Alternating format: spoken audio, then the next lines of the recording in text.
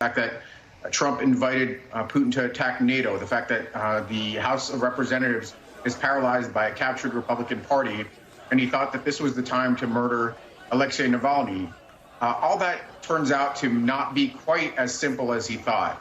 Having all these people show up under these conditions shows a great deal of courage and, frankly, the fact that they've overcome their fears. And that may make Putin pause for a minute, at least briefly. He has to reevaluate his tactics to make sure that he's actually as safe as he thinks he is. I just wish that our own domestic leadership, our own Republican Party, would show the same fortitude, the same courage, at personal risk that the population in Russia shows, to support our U.S. national security interests, to support Ukraine. That's one of the most important things that could happen. And I hope it's a consequence of this unfortunate event and the murder of Navalny.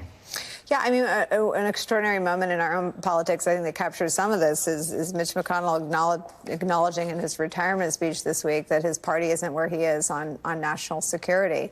The Republican Party used to stand loudly in public and in private against Vladimir Putin. It is now largely an apologist party for him, and it seeped into the Trump base. His supporters are at rallies. My colleague Von Hilliard captured them saying, I think Putin should have Ukraine if he wants it.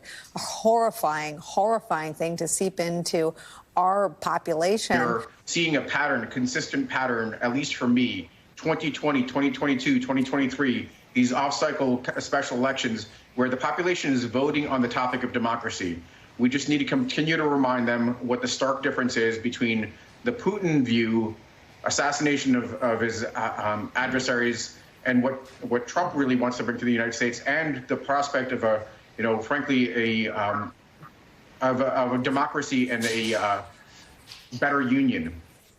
Yeah, it's so interesting, and you're absolutely right. Democracy made its way into a top three voting issue, and now the Republicans seem intent on offering this very clear contrast in their embrace of autocratic regimes and politics and policies.